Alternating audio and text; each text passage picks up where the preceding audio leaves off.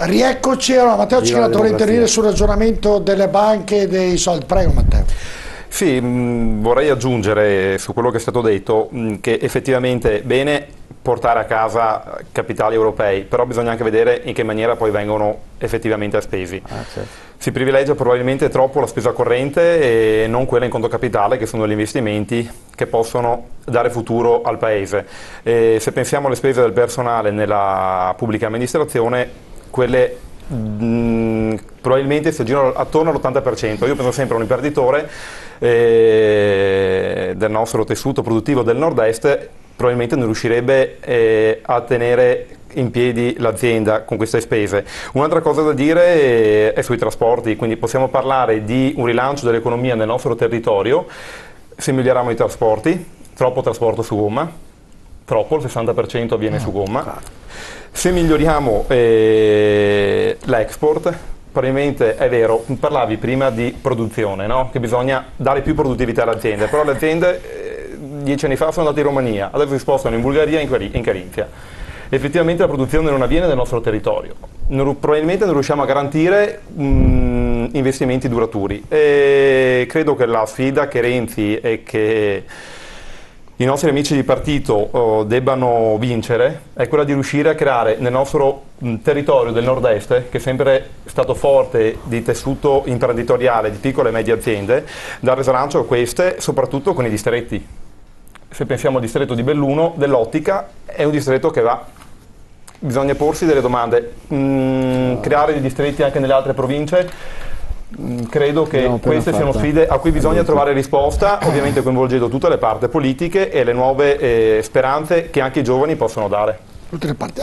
Allora un ragionamento che credo sia motivo di discussione cavalare, andiamo a parlare un attimino, apriamo una parentesi e dopo ritorneremo con i flash di Renzi su questi post che hanno fatto arrabbiare molta gente. Diceva, ha buttato lì la bomba del settimo gottardo, è un interesse delle banche. Sembrerebbe di sì, perché basta fare un ragionamento abbastanza semplice e elementare, il consumatore poi la paga due volte sta roba qui, perché se praticamente pensiamo che c'è un ricarico di costo da parte dell'esercente e del commerciante che viene scaricato col prezzo sul consumatore, il quale poi a sua volta usando il bancomat, perché si usano solo carte di debito per il momento, non carte di credito, deve anche pagare anche lui deve pagare la commissione alla banca. Quindi non avevo detto che non costavano soldi. Ma che cazzo? No.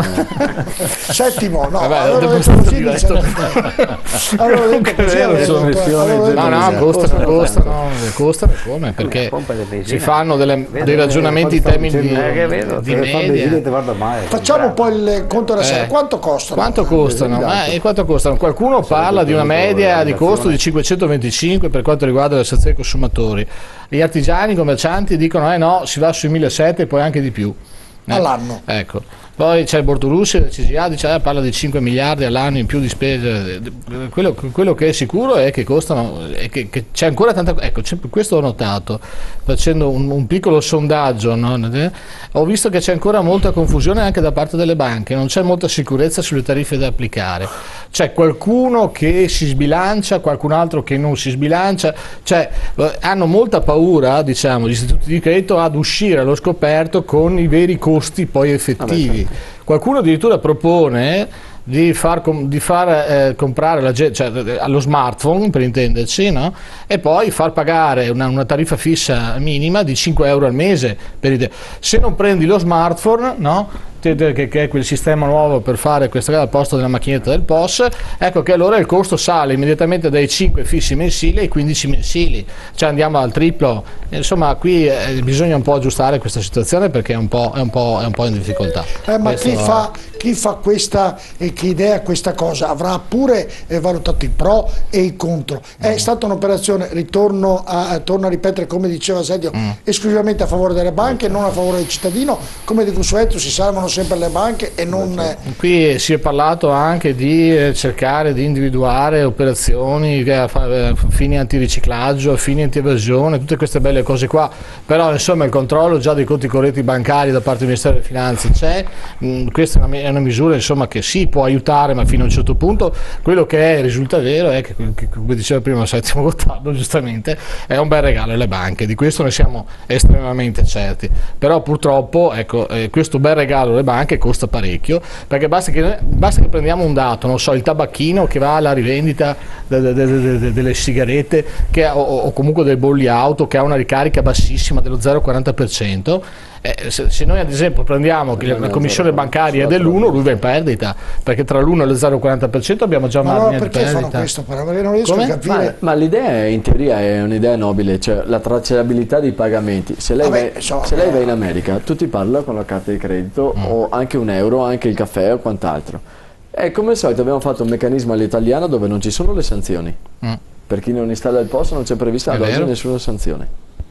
Abbiamo un effetto opposto, che è quello dell'aumento dei prezzi al consumo, perché l'esercente cercherà di trasferire il costo dell'apparecchio, il costo della linea telefonica, il costo della la commissione sulla transazione, quindi cercherà di trasferirla sull'utente, poi ci mette un po' di guadagno, e quindi arriveremo a un aumento dei prezzi e alla fine il risultato sarà poco e niente. Quindi un'idea interessante è la tracciabilità dei pagamenti e favorire anche la circolazione, il consumo e nuovi sistemi di pagamento, ma rischia di diventare un mero regalo alle banche, perché arriverà ad aumentare i prezzi e ne beneficerà solo la banca. Ma è la politica, Settimo Gottardo, cosa può fare in questo? La politica deve diffonderli tanto così che queste commissioni si azzerano, perché come sempre l'uso e l'utilizzo favoriscono la diminuzione dei prezzi di questi apparecchi, quindi la politica dovrebbe dire non ci sono commissioni nelle transazioni. Sì, questi apparecchi costano meno. La cosa strana è che le banche comunque, se noi usiamo le carte di credito, ci guadagna perché non escono denari. Quindi la liquidità rimane in banca e già questo sarebbe più che sufficiente perché le banche ne abbiano beneficio. Perché poi la transazione lo fanno tra banche e quindi lo fanno. L'accredito, quando l'acquirente, cioè il venditore, usa quella carta così, cosa succede? Che l'accredito non è immediato. L'accredito può avvenire anche, io mi ricordo con la American Express, avveniva dopo 2 mesi. L'accredito, quindi la banca si trattiene il denaro e non paga per 2 mesi. Allora è tutta una truffa. Allora o questa cosa viene chiarita ed è trasparente, la carta di credito costa tot, gli interessi costano questo, ogni operazione vale quell'altro, allora la gente comincia a pensare, e poi soprattutto non vedo un'evasione fiscale o un riciclaggio su cifre così insignificanti. Io non credo che la mafia vada a riciclare con carte di credito o senza carte di credito, hanno ben altri meccanismi e l'abbiamo visto anche sugli ultimi scandali che sono usciti, insomma, e ne usciranno degli altri.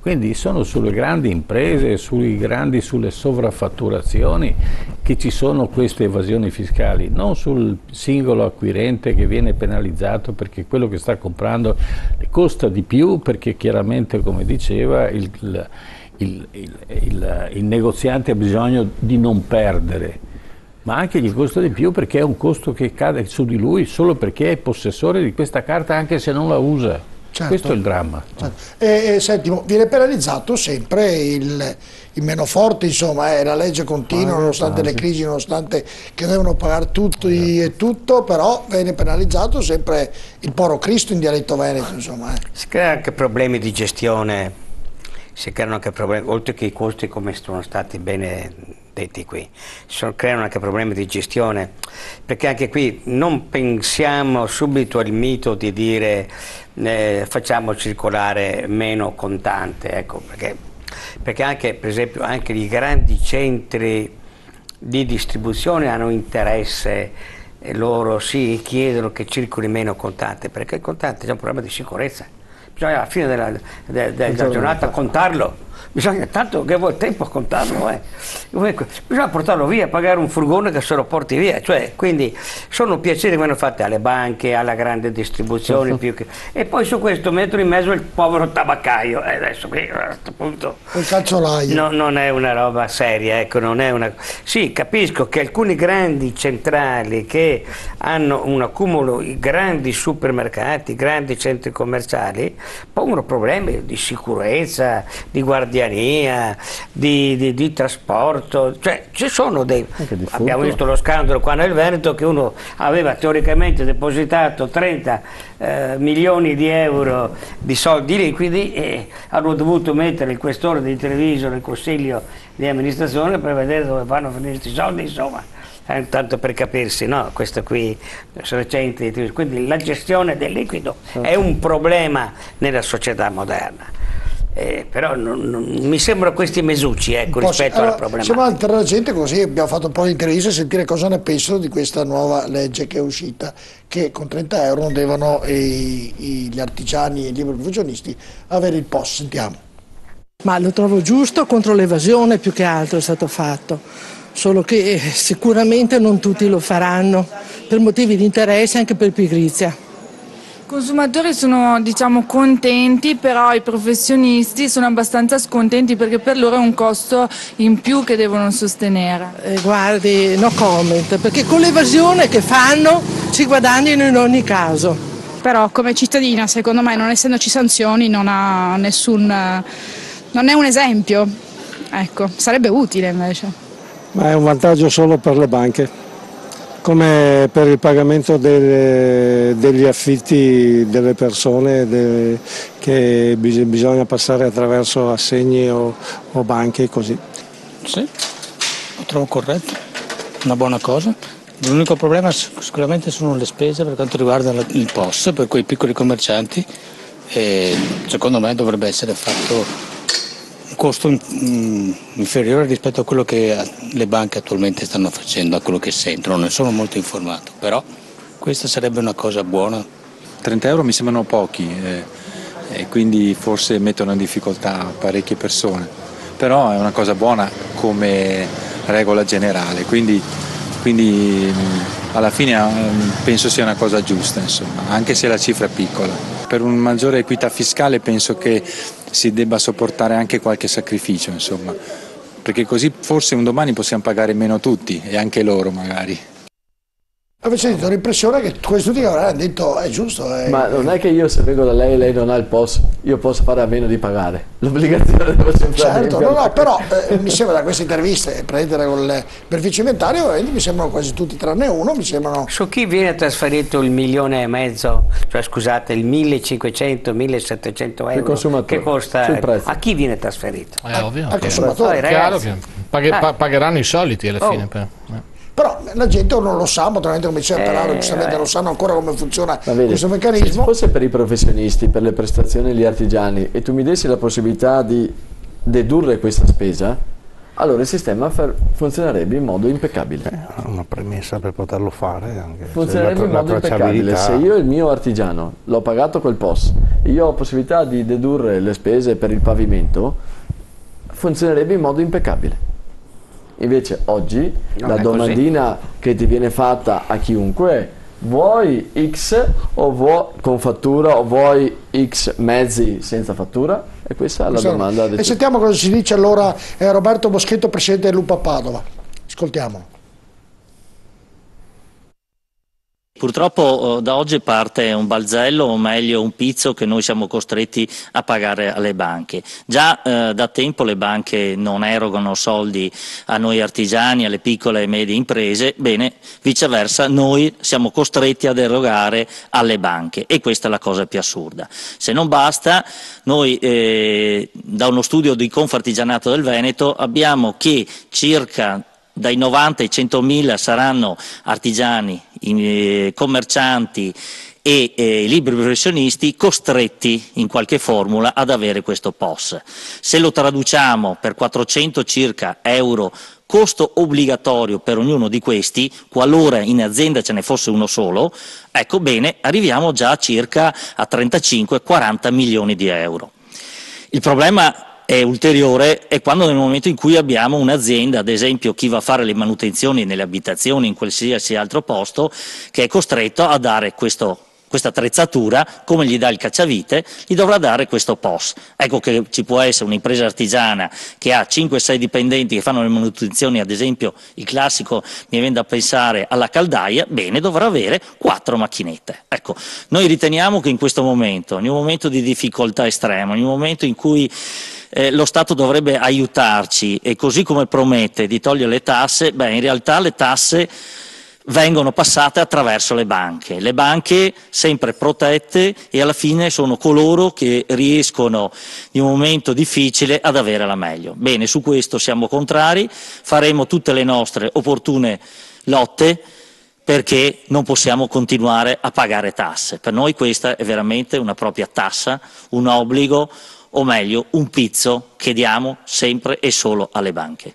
Poi per il momento non è ancora diventato un obbligo, pare non ci siano delle sanzioni se una persona non rispetta queste regole, ma secondo voi lo diventerà comunque presto? Ma secondo noi questa è un'altra storia all'italiana, si parte sempre in modo soft per valutare quello che sarà l'impatto, ma in realtà a breve tempo sarà obbligatorio. Anche su questo non è che gli artigiani e la piccola impresa voglia fare un passo indietro e non voglia il POS come strumento che alla fine è un controllo fiscale. Noi siamo contro al costo che l'azienda sarà costretta a subire in modo assurdo, in un momento, ripeto, difficilissimo, qual è quello che stiamo vivendo oggi. Santini, mi sembra che il ragionamento, non faccio una piega del Presidente dell'UPA, insomma fa un ragionamento, dice un momento difficile, cavoli, ci complicate ancora più la vita, fatelo in modo tale che l'artigiano non spenda soldi, insomma, possibile che la politica non riesca a fare qualcosa di utile o di complichi sempre le cose?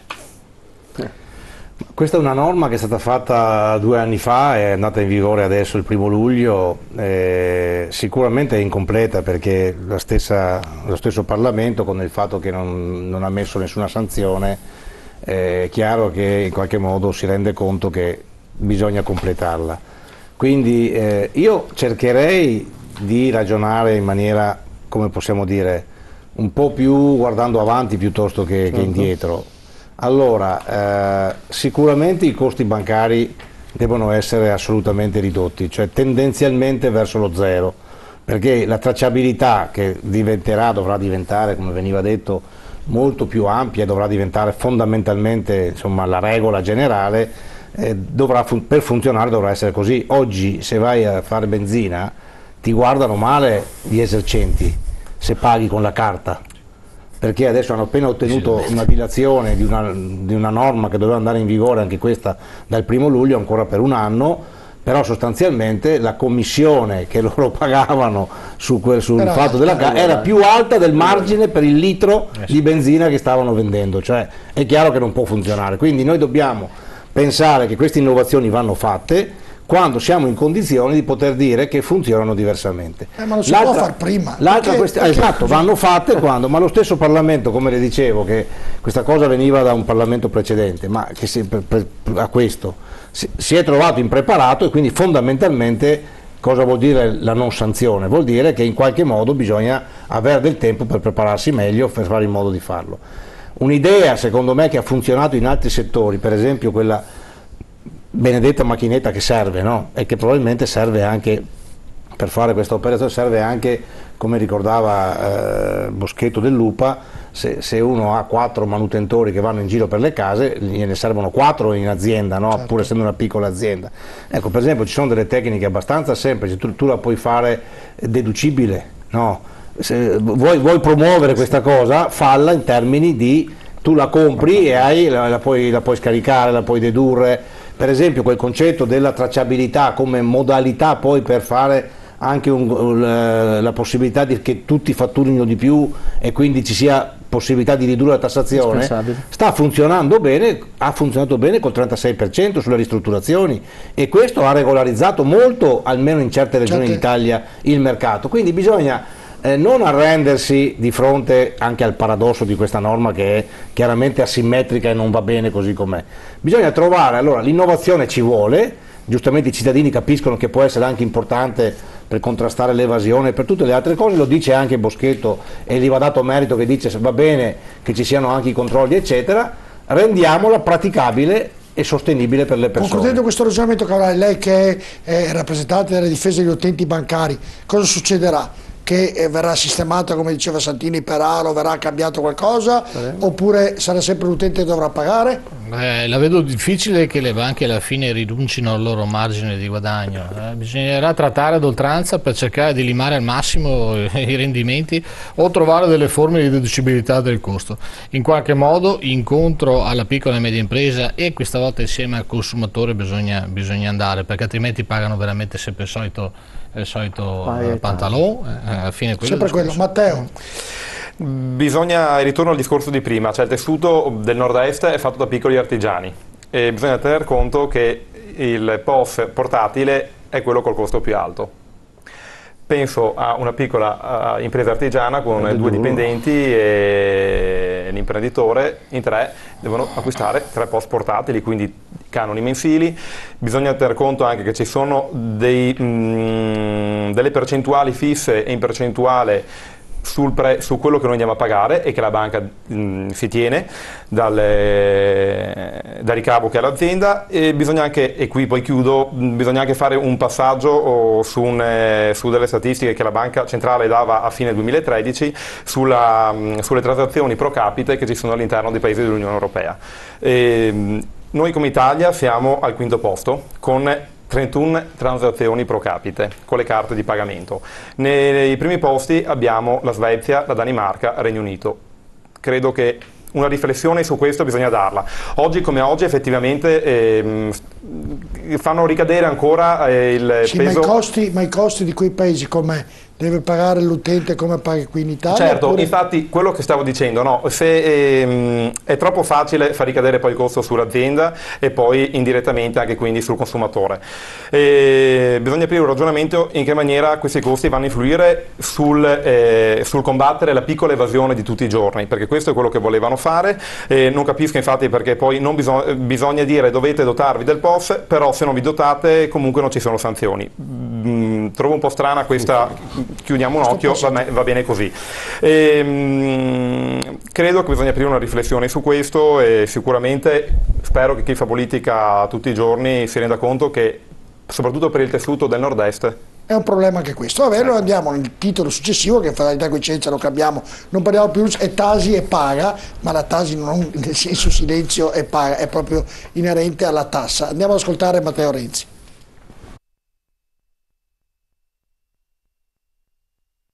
Ce la fa, io come al solito prendo l'impegno soltanto se sono sicuro, per non giocarmi poi la faccia e tutto il resto, e sono convinto di sì. Io sono convinto di sì perché ha iniziato un percorso di revisione dello Stato che è straordinario. Abbiamo iniziato, 1, a far dimagrire la macchina pubblica. Noi in questi giorni stiamo votando la riforma costituzionale del Senato e del titolo V. C'è una grandissima attesa di tanti soggetti esteri che vogliono venire a investire in Italia e portare capitale serve. Ci sono questi denari delle banche che sono molto importanti se riusciamo a darli alle aziende, perché altrimenti il rischio è il cosiddetto credit crunch. Perché tutto questo vada in porto c'è bisogno di un lavoro paziente, quotidiano, però ce la facciamo. Cioè noi come Italia abbiamo dei numeri in questo momento di aspettative da parte degli investitori internazionali straordinariamente forti. Il governo ha l'obbligo di abbassare le tasse, va bene, ma intanto di chiarire come si deve relazionarsi al fisco. Cioè a me in questo momento verrebbe molto bene dire abbasseremo la tassa, leveremo, non glielo dico Vespa, perché non è questo il punto, non sono in condizioni di prendere l'impegno, sono in condizioni di prendere un impegno diverso. Qual è? 1, da il prossimo anno dichiarazioni dei redditi precompilate. 2, semplicità. Poi se lei mi dice se è più giusto che paghi un centesimo in più chi ha 2 case anziché chi non ha lavoro, le dico è normale che chi ha 2 case deve pagare un po' di più. Per cui io, per esempio, sulla tassazione della seconda casa non ho alcun dubbio. Ma in ogni caso, quello su cui sono in grado di prendere un impegno chiaro è che noi rovesciamo il rapporto tra pubblica amministrazione e cittadino. Ci sono tasse da pagare tutti i giorni. La gente impazzisce per il livello di complicazione che c'è il sistema delle tasse. E allora, piano piano, ma senza perdere troppo tempo, cambiamo il sistema fiscale. Gottardo quello che fa anche... Sì, è un bel ragionamento, solo che se non si cambia, per usare la parola di Renzi, la macchina, e ancora non è cambiata, è un'illusione. Ecco, questo. Creare illusioni in politica e non solo nella vita è una cosa tragica, perché il giorno dopo c'hai la delusione e non c'è niente di peggio che ammazza, diciamo, il morale delle aziende e delle persone quanto la delusione. Infatti la mia preoccupazione, con tutta la necessità di collaborazione che bisogna avere in questa fase con Renzi, la mia preoccupazione è, se guardiamo nei tempi, un anno, ecco, molto breve, presto pensare un anno, se tutta questa massa di illusioni positive, devo dire, però io sto anche a pensare che se queste non verranno concretamente calate nel tessuto della vita quotidiana, degli investimenti quotidiani, noi precipitiamo nella delusione. Non c'è niente di peggio per della fortuna delusione. Che era anche positivo, Settima.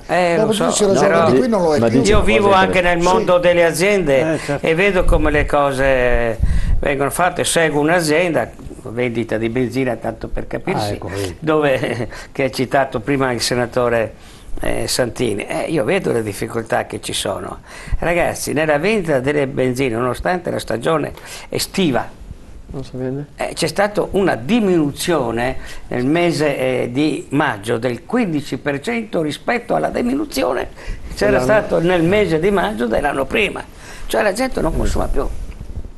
E quindi noi stiamo attenti nel creare le illusioni, perché dobbiamo creare delle certezze, dobbiamo dare degli strumenti, se no cadiamo nel declino, passiamo dalla crisi al declino. Ecco. Beh, però su questo punto devo dire che Renzi fa un discorso che riguarda la pubblica amministrazione, perché quando lui dice in pratica, adesso quella cosa che lui stava dicendo lì è già praticamente contenuta in un decreto legislativo, cioè l'anno prossimo una gran parte, circa 25-30 milioni di contribuenti avranno la dichiarazione di redditi precompilata.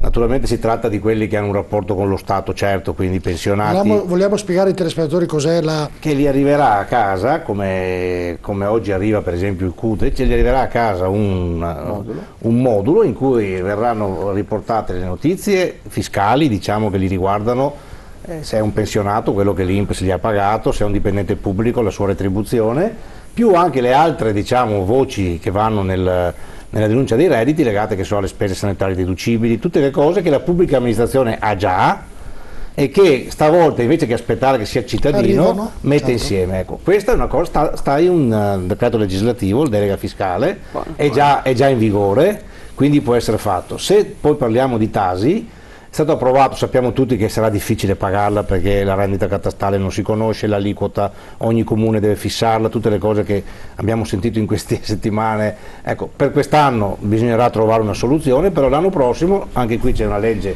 già fatta, quindi devo dire che adesso mette un po' alla frusta la pubblica amministrazione, ogni comune dovrà mandare a casa per i propri cittadini, perché questa è una norma con l'autonomia fiscale dei comuni, dovrà mandare anche qui un bollettino precompilato che dica: la tua abitazione, la Tasi è pari a X, tu quando vai in banca a pagare paghi, o al posto dove vai a pagare paghi quello che devi pagare. Ecco, è una semplificazione che è tutta rivolta a far funzionare la macchina amministrativa, quindi diciamo, però toglie un aggravio ai cittadini, certo, che molto spesso, diciamo così. Gottardo dice bene, secondo me, un concetto, la delusione, perché la riassumo in due temi. La riforma dell'ordinamento dello Stato, stiamo facendo un pastrocchio, lui citava prima Bisaglia, penso avrebbe da ridire molto su questi concetti. Vi ricordo che le province ci sono, abbiamo eliminato i politici, ma l'ente provincia c'è. Questa riforma dell'ordinamento del Senato, posso dirlo, eliminiamo le regioni, facciamo risparmio su questa riforma assurda del Senato, ma non lo dico per avanzare o per difendere la mia posizione, ma se tu fai una riforma dove nomini delle persone di secondo livello, togli le competenze delle regioni, facciamo prima togliere le regioni, abbiamo raggiunto l'obiettivo, riduciamo il numero dei senatori e dei parlamentari, abbiamo raggiunto lo stesso obiettivo. Stiamo continuando a fare pastrocchi, invece di ridurre i livelli di governo, li aumentiamo tra comuni, province, regioni, città metropolitane, unioni comuni, convenzioni. Non è così. Tu dimmi se le province esistono ancora. Non abbiamo abolito le province. La seconda cosa, e termino sulla delusione, se c'era, lo dico da impopolare, se c'era una tassazione, l'unica che dovevamo mantenere chiara e precisa era la tassa sulla casa. ICI, IMU, quello che è, era l'unica tassazione che almeno aveva la presunzione di essere certa. Certo. Perché bene o male sapevamo l'interlocutore. Quello che non abbiamo mai fatto è ridurre le tasse sul reddito, ma quella era l'unica imposizione che era certa. Vedo che volete intervenire tutti, mi date il permesso, sono due telefonate, una mi ha detto che è saltata perché tanto che attende, passiamo alla seconda, sentiamola, solo questa eventualmente, poi faremo le altre. Pronto, buonasera, con chi parliamo, da dove? Buonasera, parlo con Giuseppe da Sta. Da Starà? Esatto. Prego Giuseppe. Allora, io mi riferisco a quello che avete fatto vedere di Renzi, che diceva che chi ha la prima casa non paga poco di tasi, chi ha la seconda casa è giusto pagare di più. A me sta bene anche pagare di più, però quando succede certe cose che gli inquilini una volta, due volte, tre volte, quattro volte non ti pagano e cominci a perdere 35-40 mesi di affitti, io avevo un capitale che mi aveva lasciato mia mamma e mio papà e sono stato costretto a vendere i capitali per poter pagare le tasse, per non farmi mangiare anche la casa dove abito. Certo. Ho svenduto questi appartamenti al 50% del valore che erano 2 anni fa, ho un altro immobile da vendere che da 100 a 50 neanche lo guardano e io ho svenduto per poter pagare le tasse e poter vivere, altrimenti andavo in rosso. Certo, è un problema, grazie a telefonata per un argomento che dobbiamo parlare, professor Manocasa, la telefonata di questo telespettatore è un problema che riguarda questo, ma anche tanti che hanno dei capannoni sfitti da anni e devono pagare anche loro tasse altissime. Sì, ma andiamo a capire perché paghiamo tante tasse e siamo costretti a pagare tante tasse, indipendentemente poi dalla Tasi, IMU, quello che si chiama. Paghiamo tante tasse perché dobbiamo mantenere le banche. Perché le banche hanno investito sui buoni, sui titoli di Stato che sono schizzati al 6% e poi li hanno rimessi col solito meccanismo più volte a reddito e quindi hanno degli interessi. E mentre una volta lo Stato era lui che metteva le tasse, le banche andavano a prendere i soldi e li davano allo Stato, no? Erano gli esattori dello Stato, oggi lo Stato mette le tasse e vanno a finire in banca. Allora, arrivano i soldi da questo, arrivano i soldi da quello, arrivano i soldi perfino dalla carta di credito, cioè noi sosteniamo le banche, invece la banca nasce perché è una forma di ridistribuzione del credito e quindi stiamo deviando completamente da quello che è il concetto dell'economia. L'uomo è schiavizzato dal denaro e non viceversa. Non può essere quello che corre dalla mattina a sera, ha perfettamente ragione, ma non possiamo andare avanti. E cosa bisogna fare, professore? Allora, allora, queste tasse dipendono dal fatto che noi spendiamo il doppio per mantenere lo Stato, non il doppio, ma il 30% in più della Germania. La Germania ha un reddito molto più alto rispetto a noi, ha più abitanti di noi e spende meno. Se noi tagliamo quella spesa, che sono spese perché abbiamo una perdita infinita di denaro che esce da tutti i buchi, che è un setaccio, la gestione dello Stato italiano, non occorre arrivare a questo punto. Lo Stato italiano sta riprendendo il capitale del privato per cercare di fare che cosa? Non lo reinveste, lo ridistribuisce in altra maniera, ma non per creare economia. Quindi questi tamponamenti che fa Renzi o fa la Comunità Europea piuttosto che fanno altri sono palliativi. Gli 80 euro sono meritevoli, ma se ne vanno via. Il discorso, la capacità di acquisto degli stipendi è ridotto a niente. Perché se io vado a vedere quanto costa il latte in scatola, il latte per i bambini, al supermercato qui, o vado in Svizzera dove le cose costano, così si dice molto di più, costa la metà. E perché? Perché tutto negli altri paesi dove l'economia è florida costa meno che in Italia? Perché non c'è controllo, non c'è stato controllo al momento in cui si è passati dalla lira all'euro. E questo è il problema. E allora non possiamo, o prendiamo delle decisioni drastiche, ma non nei confronti dei cittadini e costantemente dei cittadini. Quando abbiamo impoverito il cittadino e non è più in grado di pagare le tasse, non so dove andiamo. Non fa più benzina come diceva Settimo Ottavio. Matteo, volevi intervenire, vero? Sì, mi collego al discorso del 730 precompilato che dal prossimo anno verrà spedito ai cittadini che hanno a che fare con la pubblica amministrazione. Detto da un giovane suona strano, però bisogna pensare anche ai pensionati che da anni non si rivedono più recapitare a casa al CUD. Bisogna vedere in che maniera questo 730 precompilato riesce a intercettare anche la maggior parte dei pensionati. È un problema che effettivamente c'è e bisogna risolvere. Guarda, credo che il 730 precompilato sia una delle sfide più grandi, però deve esserci un progetto ancora più ampio dietro, che deve essere una rigorosa riforma del fisco, perché effettivamente noi ci dovremo pagare l'IRPEF mensilmente, ci dobbiamo pagare la TASI, ci dobbiamo pagare delle imposte continue. Io sono convinto quando pago una volta allo Stato, sarà lo Stato poi a dire il 5% lo do al comune di residenza, il 10% alla regione e via così. Credo che questo basta e avanza. Bisogna dire anche che ci sono commercialisti che vivono per le disgrazie delle persone che lo Stato crea. C'è poco da dire. Certo. Fulvio Cavallari, lei dovrebbe, anzi difende gli utenti nei confronti delle banche.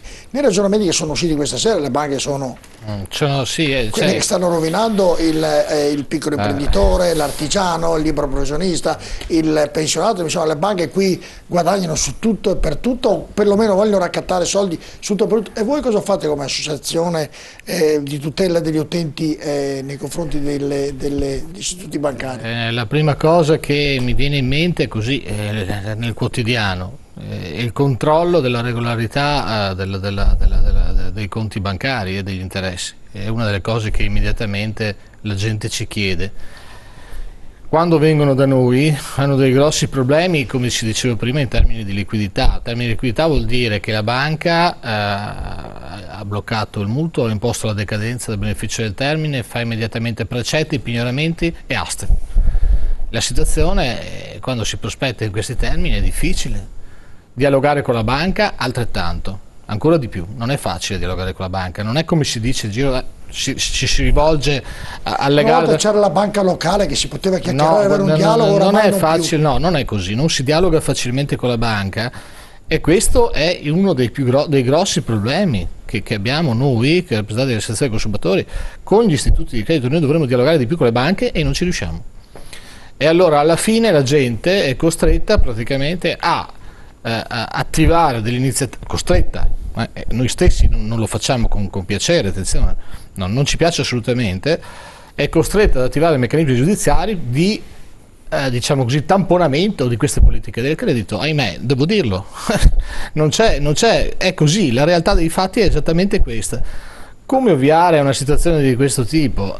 Io l'ho proposto in mille salse, in mille modi, in mille maniere, partecipo anche alla vita della Camera di Commercio, ho visto nascere le vicende, Basilea 2, Basilea, insomma, bisogna, secondo me, cominciare a radicare, perché se no nasce una cultura antibancaria, anticredito veramente pericolosa, lo si comincia già a vedere adesso, basta vedere le dichiarazioni di Boschetto, sembra un atto di guerra. Boschetto io lo conosco da diversi anni, è una persona tranquillissima, però comincia a farsi interprete di un sentimento che purtroppo ahimè comincia a essere diffuso. Bisogna che le banche ricomincino a dialogare, perché altrimenti con il tessuto economico imprenditoriale veneto non ce la si fa più. E l'input deve arrivare dalla politica, Cavallari, perché iniziano a dialogare le banche? Creiamo dei tavoli, mettiamoci tutti attorno a un tavolo, cominciamo a superare, a bypassare queste benedette Basilea 2 e Basilea 3 che sono state un disastro, parliamoci chiaro. Quando praticamente è arrivato, me lo ricordo benissimo, il presidente Furlan in Camera di Commercio, venne fatta un'assemblea con tutte le associazioni di categoria che dovevano rappresentare la piccola e media imprenditoria veneta, e quando venne preannunciata la stretta, perché venne preannunciata all'epoca, non ci fu una di quelle associazioni di categoria che batte ciglio. Questo mi disse tantissimo. Come? L'unica associazione che non rappresenta né esercenti né imprenditori, ma bensì consumatori, che rimane attonita di fronte a certe dichiarazioni, questi che tutti quanti zitti, no, c'è qualcosa che non funziona.